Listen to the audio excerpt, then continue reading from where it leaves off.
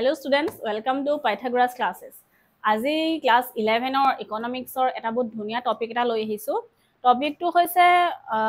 কেন্দ্ৰীয় প্ৰৱণতাৰ মাপ অৰ্থাৎ measures of central tendency। যেটো আগতেও পাইছা তোমালোকে কিন্তু অকমান খেলিমেলিৰ কাৰণে আমি মেবি পাহৰি গৈছো বা আমাৰ খেলিমেলি লাগিব পাৰে। একদম সহজ চেপ্টাৰ এটা আৰু ইম্পৰ্টেন্ট চেপ্টাৰ এটা। এতিয়া কেন্দ্ৰীয় প্ৰৱণতাৰ মাপ বা central tendency, the value of central tendency. What do you mean by কেন্দ্ৰীয় প্ৰৱণতাৰ মাপ? What do you mean by measures of central tendency? কেন্দ্ৰীয় প্ৰৱণতাৰ মাপ বুলিলে কি বুজা? এতিয়া কেন্দ্ৰীয় প্ৰৱণতাৰ মাপ বুলি ক'লে আমি অকমান টান নিচিনা লাগে ন? তো আমি ক'ব লাগিব এইটো mean, median, mode, মাধ্য, মধ্যমা আৰু বহুলক। এই তিনটা যেটো আছিলে আমি যে আগতে গড় উলিয়াইছিলো সেই গড়টোৱে হৈছে মাধ্য, মধ্যমা আৰু বহুলক। এই তিনটা আমি measures of central tendency এই তিনটাৰ কথা পঢ়িম। এটা ফাৰ্স্টটো হৈছে definition, what do you mean by measures of central tendency? তো তাৰ এনসাৰটো হৈছে a single figure that represents the characteristics of the whole group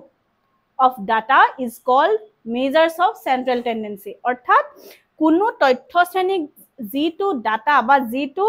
মানে প্ৰতিনিধিত্ব কৰে সেই মানকে কোৱা হয় কেন্দ্ৰীয় প্ৰৱণতাৰ মাপ। এতিয়া কেন্দ্ৰীয় প্ৰৱণতাৰ মান কেই প্ৰকাৰ বুলি ক'লে তিনি প্ৰকাৰ হ'ব। প্ৰথমটো হৈছে গড়, দ্বিতীয়টো হৈছে মধ্যমা আৰু তৃতীয়টো হৈছে বহুলক। এই তিনটা গড়ৰ কথা পঢ়িব লাগিব। গড়, এভাৰেজ, মাধ্য, ইংৰাজীত কি বুলি কয়? এভাৰেজ বুলিয়ে কয় দেই। ইংৰাজীত বাৰু মই বেলেগ সিমান নাই। এৰিথমেটিক মিন বুলি কয়। মিন, arithmetic mean or mean. The first question to হৈছে what do you mean by arithmetic mean? বা গড় বুলিলে কি বুজা, মাধ্য বুলিলে কি বুজা? Answer to হৈছে arithmetic is a mean is defined as the sum of values of a group of items divided by the number of items. আমি বুজি পাওঁ কি হয় যে গড় হৈছে এনে এটা মান যাক আমি তথ্য সমষ্টি এটাৰ মানসমূহৰ যোগফলক তথ্যৰ সংখ্যাৰে হৰণ কৰিলে পোৱা হৰণফল। কৈলো যদি বুজি পাওঁ আমি একেবাৰে সিম্পল হৈ যায়। সাপোজ ডাটা কিছুমান দিয়া আছে আমাৰ কিহৰ ডাটা দেই, পৰীক্ষাত পোৱা নম্বৰ, ইকনমিক্সৰ ফাৰ্ষ্ট ইয়াৰৰ প্ৰি টেষ্টৰ এক্সামৰ 100ৰ ভিতৰত কিমান পালা তাৰ ডাটা দিয়া আছে।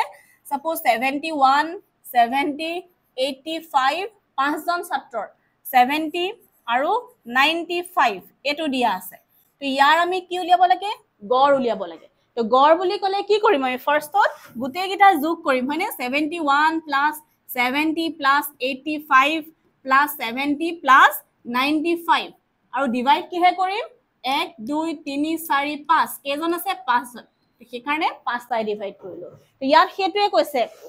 is defined as the sum of values. Sum মানে কি? Plus sum of values of a group of items divided by the number of items. কেটা আছে হয়নে? ইংলিশত কি অসমীয়াত কোৱা হৈছে তথ্য সমষ্টি এটাৰ মানসমূহৰ যোগফলক যদি তথ্যৰ সংখ্যাৰে, তথ্য কেটা আছে? 5টা আছে, সংখ্যাৰে যেতিয়া হৰণ কৰা হয় সেই হৰণৰ মানকে আমি কি বুলি কওঁ? গড় বা এভাৰেজ। সিম্পল। তো ডেফিনেশন চাবা দেই। ম্যাথছ বুলি অকল ম্যাথছে আহিব হেতু নাই। ম্যাথছ বুলি ক'লে তাত থিওৰিও সোমাব। স্ট্যাটিস্টিক্স, ম্যাথছ নহয় সৰি, স্ট্যাটিস্টিক্স বুলি ক'লে অকল যে অংক কৰিবলৈ আহিব হেতু নহয়। অৰত এটা নহয় এটা থিওৰি দিবই। তো তোমালোকে থিওৰি কাক বোলে চাবা, ইয়াৰ কি ভাল গুণ, বেয়া গুণ হেবোৰ চাব লাগিব। তাৰ পিছত এতিয়া গাণিতিক গড় বা arithmetic mean উলিওৱাৰ পদ্ধতি। The first পদ্ধতি হৈছে ডাইৰেক্ট মেথড। ডাইৰেক্ট মেথডত অসমীয়াত কোৱা হয় প্ৰত্যক্ষ পদ্ধতি। তা প্ৰত্যক্ষ পদ্ধতিটোত এটা এইটোৱে মই দেখুৱাটোৱে যেতিয়া কন্টিনিউয়াস সিৰিজ নাথাকে, যেতিয়া অবিচ্ছিন্ন ডাটা নাথাকে, চাবা এনেকে যদি নাথাকে 10ৰ পৰা 15, 15ৰ পৰা 20, 20 to 25 এনেকে যেতিয়া নাথাকিব তেতিয়া আমি সেই তেনেকে কৰিব লাগিব। গোটেই কিটা প্লাস কৰি ডিভাইড বাই যেটা আছে হেতুত কৰিব লাগিব। মিন উলিওৱা দেই। মিন মানে গড় উলিওৱা। প্ৰথমটো ফাৰ্ষ্টটো গড়, সেকেন্ডটো কি? মধ্যমা, মিডিয়ান, আৰু নাম্বাৰ 3 টো বহুলক অৰ্থাৎ মোড। এই তিনটা আছে। ইয়াৰ ফাৰ্ষ্টতে আমি মিনটো পঢ়ি আছো গড়টো কাক বোলে পঢ়িলো প্ৰত্যক্ষ পদ্ধতিটো এইটোৱে যে গড় মিনক বুজোৱা হয় এক্স বাৰৰে বুজাও আমি গড়ক এতিয়া এক্স বাৰ ইকুৱেল কি হ'ব সামেশন এক্স বাই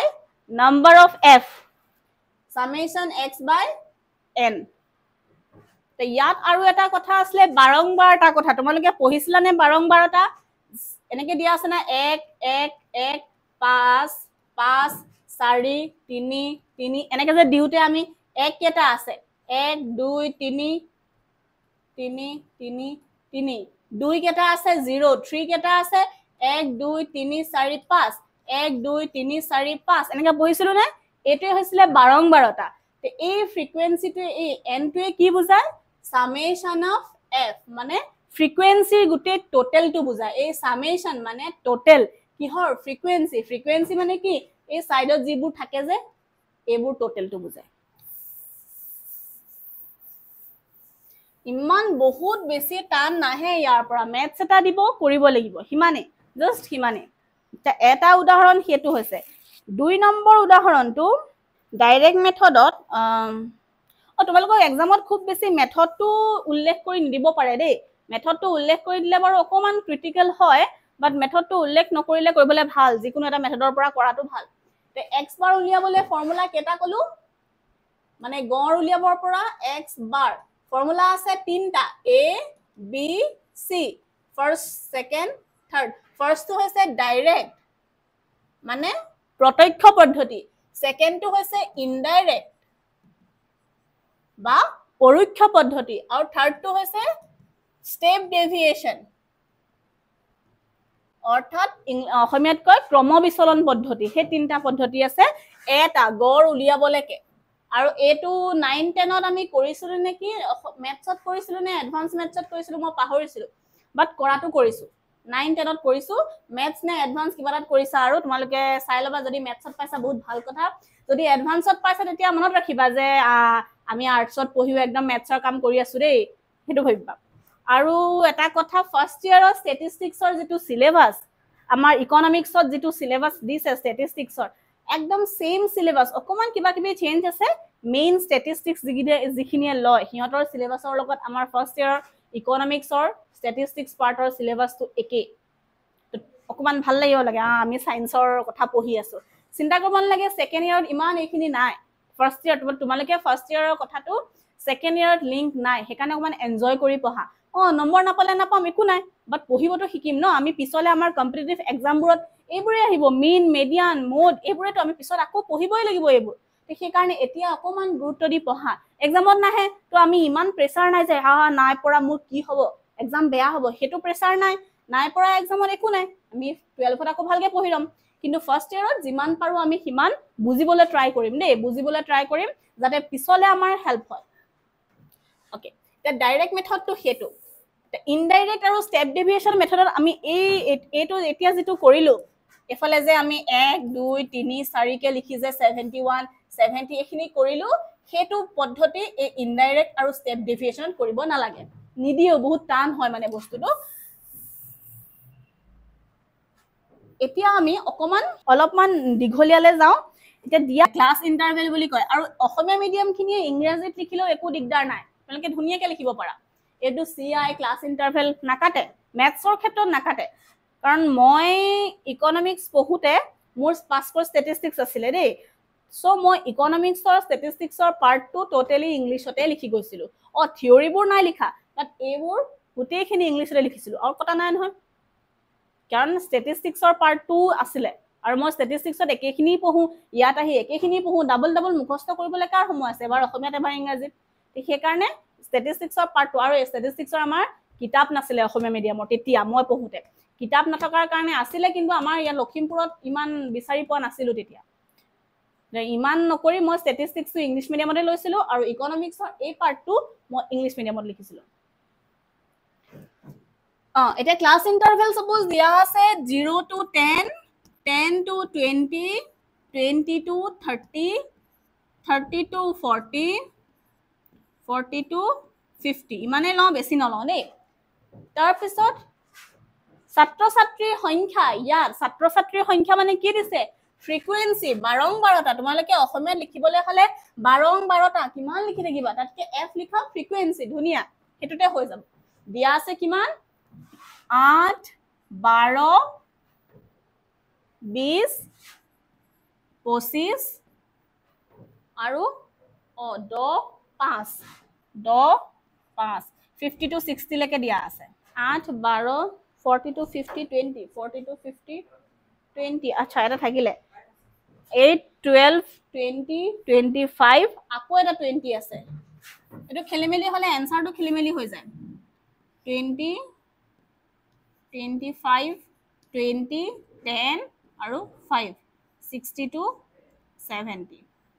এটা আমি ফাৰ্স্ট কৰি আছো কোনটো মেথড ডাইৰেক্ট মেথড কৰি আছো দেই ডাইৰেক্ট মেথডটো কৰি আছো আৰু তোমালোকে এতিয়া পঢ়ি থাকুতে জুনে জুনে ভিডিও চাই আছা তোমালোকে পেন পেপাৰ হাতত লৈ থাকা দেই পেন পেপাৰ লৈ লিখি লিখি কৰিবা এনেকে চাই থাকিলে ম্যাথছ বোৰ উৰি যাব ওপৰে দি এনেকে লিখি থাকা লিখিলে প্ৰ্যাকটিস যিমান কৰিবা ম্যাথছটো হিমান আহিব ফ্ৰিকুৱেন্সি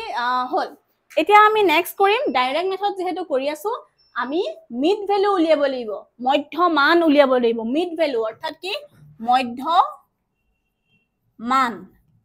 তোমালোকে এটো মধ্য মান ইমানকে লিখি থকাতকে x লিখি দিলে হৈ যায় মিড ভ্যালু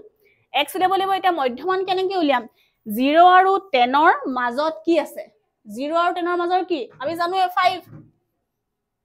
হয়নে কেনেকৈ উলিয়াই এতিয়া কৰিব লাগিব কি 0 + 10 ডিভাইড বাই 2 কিমান হয় 10 বাই 2 = 5 এই এনেকে দীঘলকে কৰি দিয়াৰ কাৰণে বহুত টান টান লাগে কিন্তু একচুয়ালি কি হয় actually কি হয় ইজি হয় 0 আৰু 10 ৰ মাজত কিমান থাকে 5 তাপা 10 আৰু 20 মাজত কিমান 15 10 10কে বহাই গলে হল 25 35 45 55 আৰু 65 হল নেক্সট আহিলে আমাক কি লাগিব fx f মানে কি আসলে এটো বাৰংবাৰতা x মানে কি হয় এটো মধ্যমান তো দুটা কি কৰিব লাগিব ইনটু কৰিব লাগিব দুটা ইনটু কৰিব লাগিব এটা f মানে 8 5 গুণ 40 40 12 15 হেতু মোৰ ভাল মই কিতাপ চাই লিখি দিম তোমালোকে কৰিব লাগিব 180 তাপা 20 25 কিমান 500 25 35 875 45 20 900 550 65 5 325 এতিয়া আমাৰ মিন উলিওয়াৰ ডাইৰেক্ট মেথডৰ ফৰ্মুলাটো লাগিব মিন উলিয়াবলে ডাইৰেক্ট মেথডৰ পৰা যেটো ফৰ্মুলা লাগিব হেতু হৈছে summation fx by n summation fx by n okay এটা summation fx মানে গুটে fx খিনি প্লাস কৰিব লাগিব fx equal মটো চাইলম 3370 আৰু এফালে n টো হ'ব summation of f মই কৈছিলে ফ্ৰিকুৱেন্সি খিনি যোগ কৰিলে কিমান হ'ব এটো ওলাই 100 নৰমালি n টো ইমান খেলিমেলিকে নিদিয়ে দেই ইকোনমিক্সৰ যেটা ম্যাথছ দিব স্ট্যাটিস্টিক্সৰ ম্যাথছৰ কথা বেলেগ ইকোনমিক্সৰ যেটা ম্যাথছ টো দিব এটো নরমালি n টো 100 n টো 50 এনেকৈ দিয়ে ইয়াতকে খেলিমেলিকে 75 এবোৰ নিদিয়ে মানে এটা মিন উলিয়াবলে কি লাগিব মিনটো হলে সামেশন fx কিমান হলে 3370 আৰু এফালে n কিমান আছে 100 হল কিমান হ'ব 33.70 এটো হৈছে ডাইৰেক্ট মেথড ডাইৰেক্ট মেথডত কৰিবলে সকলোৱে ভাল পায় ইজি লাগে কাৰণ এই বস্তুটো কম কিন্তু এটোৱে অকমান একনত যদি খেলিমেলি হৈ যায় গোটেই অংকটো ভুল হ'ব আৰু ইয়াত স্টেপ মাৰ্কিং কৰাটো জুনে বহি চাই তেওঁৰ ওপৰত কথা তো একনতে ভুল হৈ যায় তো ইয়াতনো কেলে স্টেপ মাৰ্কিং দিব হেতু কথা ইয়াত যদি ভুল হয় মই বাৰু দি দিলে ইমানখিনি অংক কৰিলে তো ইয়াতে যদি ভুল হয় এটো দুটা ঘৰৰ কাৰণেটো আমি মেহনত নাই কৰা ন চাই লিখিছো তো সেই কাৰণে অকমান সাৱধান হৈ কৰিব লাগে এটা ডাইৰেক্ট মেথডটো এটো নেক্সট আহিলে ইনডাইৰেক্ট মেথডত কি কৰিম তা আমি লিখি থওঁ দে ফাৰ্স্ট মেথডটো ডাইৰেক্ট মেথডত আমি কিমান পালো 33.70 পাইছো দে এনসাৰটো লিখি থওঁ আৰু ইয়াৰ ফৰ্মুলাটো কি আছিল summation fx by n এটা আমি ইনডাইৰেক্ট মেথডত কৰো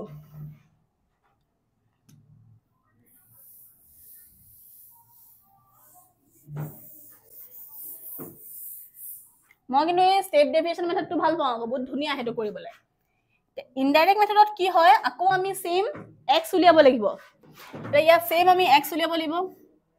এটো x বুলিও কয় কিছু মানে m বুলিও কয় দেই কনফিউজ নহবা সেম হয় মিড ভ্যালু কাৰণে m বুলিও কয় x বুলিও কয় Actually statistics at x বুলি কয় আৰু economics or statistics at m বুলি কয় maybe হেতু হ'ব পাৰে কিন্তু আমি আগতে x বুলি পঢ়িলো এতিয়া ইয়াত m বুলি পাই আছো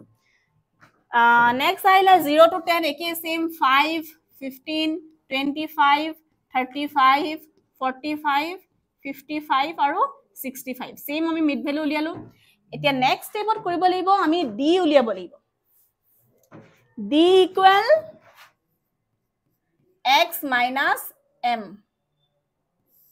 সেই কাৰণে এই m টো সেই কাৰণে নিদিয়ে দেই d equal x minus m তোমালোকে x বুলিয়ে লিখিবাচোন দেই m মানে ইয়াতে আমি এটা m উলিয়াম সেই কাৰণে দিছে d equal x minus m okay ইয়াত a বুলিও দিয়ে সব খেলি মেলি এটো নিজৰ ওপৰত কথা g দিয়ে a বুলিও দিয়ে or m বুলিও দিয়ে তোমালোকে g কৰে হেতুৱে লিখিবা দেই মই m বুলিয়ে দিছো কিতাপৰ এটা অংকত x বুলি আছে এটা অংকত m বুলি আছে সেই কাৰণে তোমালোকে g দিয়া দিবা স্কুলত কলেজত g শিকায় হেতুৱে দিবা x minus m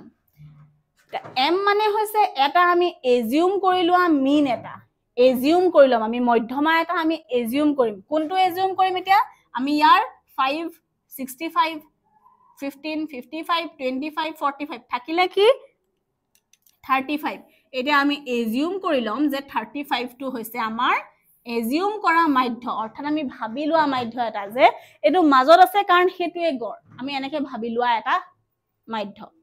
আমি এজিউম কৰিলম এটুকে আমি লিখিম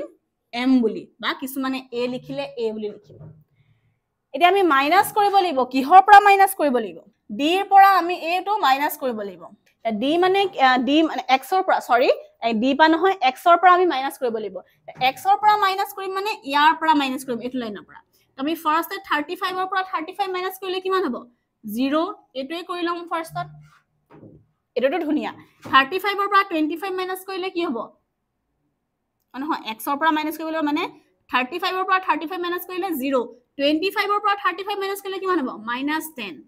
এটোৰ পৰা -20 এটোৰ পৰা -30 ইয়াত 10 20 30 এটো আহি যাব অলপ দেৰি পিছত তিনটামান অংক কৰাৰ পিছত এটো আহি যাব যে ইয়াত 0 আমি ধৰিম হেতু 0 ওপৰ গিটা মাইনাস তলৰ গিটা প্লাস 10 20 30 10 20 30 ওপৰ গিটা মাইনাস তলৰ গিটা প্লাস লাষ্টত আহিলে f d f মানে কি আছিল ফ্ৰিকোয়েন্সি এখিনি আৰু d মানে কোনটো এইটো তো 8 8 3 গুণ 24 -240 12 দুই বাৰং 24 -240 20 -200 25 0 20 10 200 10 20 200 5 30 5 3 গুণ 15 150 হল এতিয়া আমি উলিয়াব লাগিব সামেশন f d এটো কেনেকে উলিয়াম এটো উলিয়াবলে ইয়াত এগিনা বেলেগকে প্লাস কৰা মাইনাস কিমান হ'ব 0 4 4 8 2 3 4 5 6 680 আৰু এটো হ'ব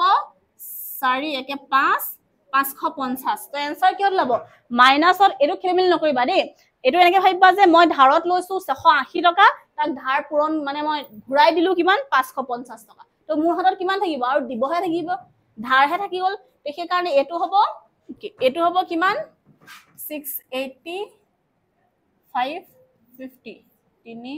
130 minus 130 হল এটা আমি ইয়াৰ ফৰ্মুলাটো আছিল স্টেপ ডেভিয়েশন মেথডত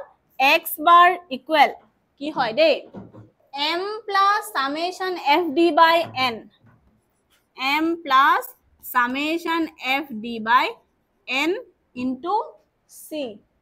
no into c নাই ওকে নাই এটা a m টো কিছু মানে a বুলিও লিখে এটো ভুল নহয় এটো ভুল নহয় এটো কি বুলি লিখে a এটো যদি a লিখিবলে হয় a টো কোনটো হ'ব এই বস্তুটো a হ'ব a oblique m এইটো উলিয়াটো a হ'ব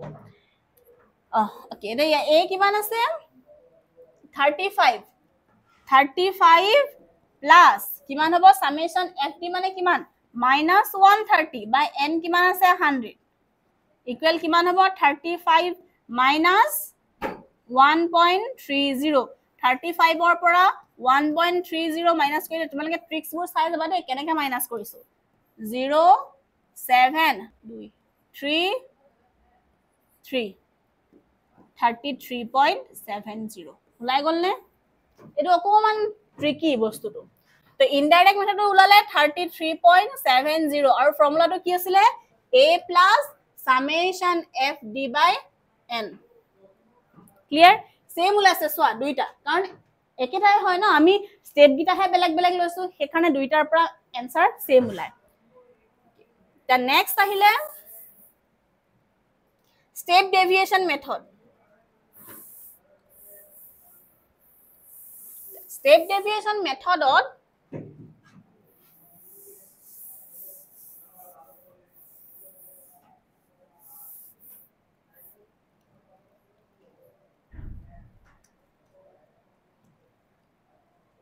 d equal x minus a ধৰি লৈছো ৰে minus 30 একনলৈকে একে একনলৈকে সেম আমি ইনডাইৰেক্ট মেথড বা পৰোক্ষ পদ্ধতিৰ নিচিনা কৰি আছো ইয়াৰ পিছত আৰু এটা আমাক লাগিব d dash মানে কি d by h ইয়াত h বুলি এটা আহিব h মানে কি হাইট কিমান আছে ইয়াৰ পৰা ইয়াৰ ডিফাৰেন্স কিমান 10 ইয়াৰ পৰা ডিফাৰেন্স কিমান 10 সেই কাৰণে হাইটটো হ'ব 10 মানে কিমান ডিফাৰেন্সত আছে ইন্টাৰভেল কিমানত আছে 10ত আছে ওকে তো ইয়াত কিহে হৰণ কৰিব লাগিব 10 ৰে হৰণ কৰিব লাগিব 32 10 ৰে হৰণ কৰিলে কিমান হ'ব -3 22 -2 -1 0 1 2 3 হল নেক্সট আহিব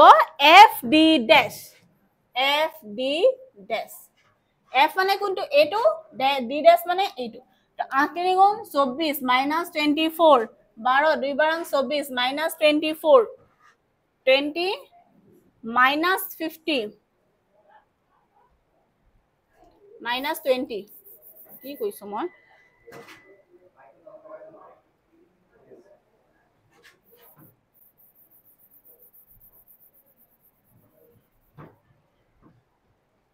okay -20 next to 0 তাৰপিছত 20 তাৰপা 10 তাৰপা 5 the summation f d dash কৰিব লাগিব কিমান হ'ব এটো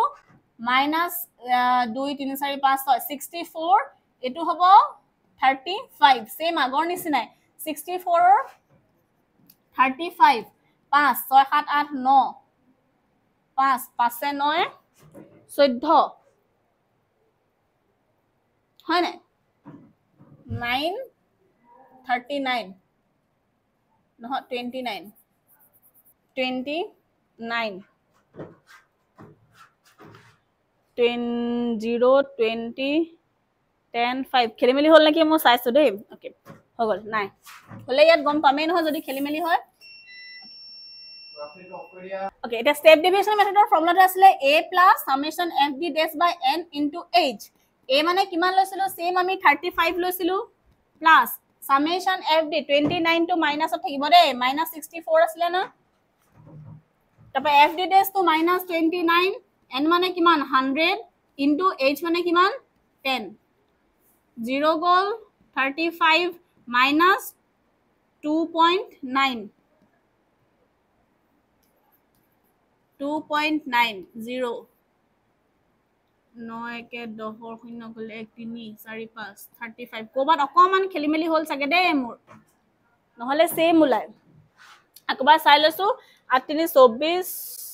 2 বাং 24 20 1 20 25 to 0 21 20 10 10 5 5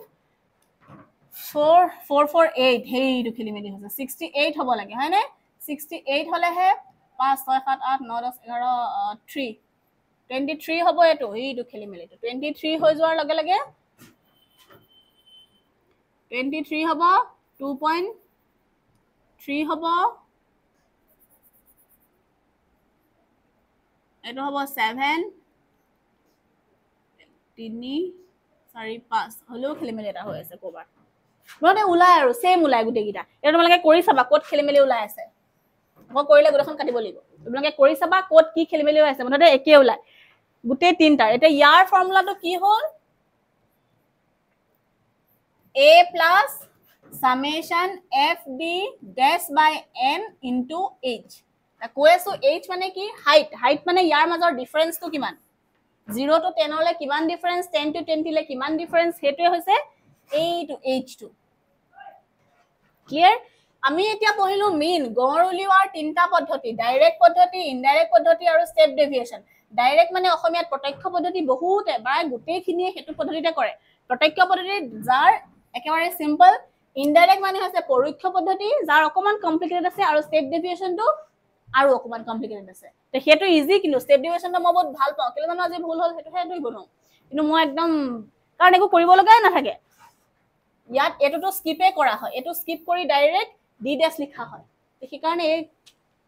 মানে পঢ়িবলে ভাল হেকিটা ওকে মিন হল এটা মিডিয়াম আৰু মোড মই ক্লিন কৰি দিছো দেই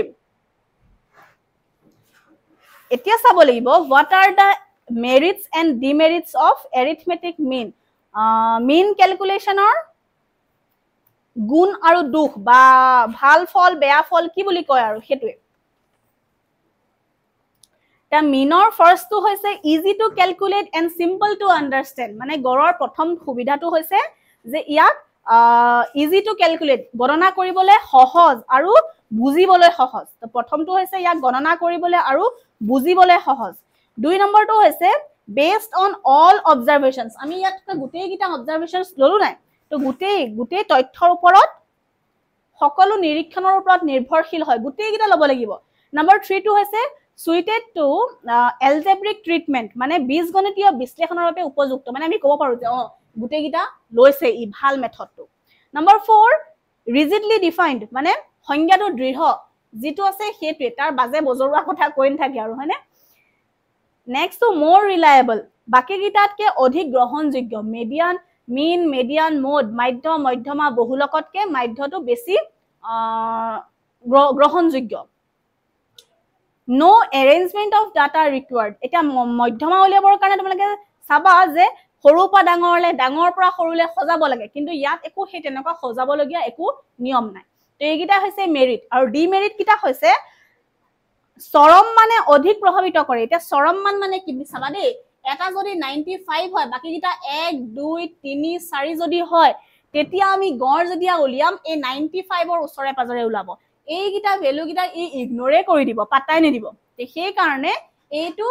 মানে চৰম মান মানে কি এটা বহুত ডাঙৰ মান বা বহুত সৰু সংখ্যাই ইয়াক প্ৰভাৱিত কৰি দিয়ে arithmetic mean is highly affected by extreme values হলে number 2 it cannot be determined in case of open end cases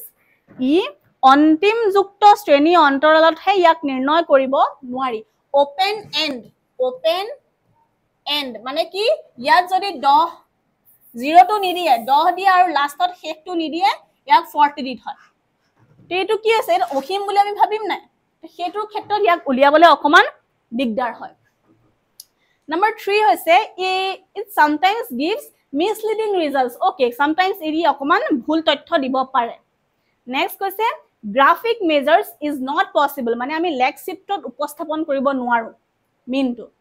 it gives no idea about the composition of the series ই শ্ৰেণীৰ গাঠনিৰ বিষয়ে ধাৰণা দিব নোৱাৰে এটা হেতু কি কৈছে মই বুজি নাপাও দেই গাঠনি কথাটো কি কৈছে মই ধৰিব নোৱাৰো নাই পৰা তো এইগিটা হৈছে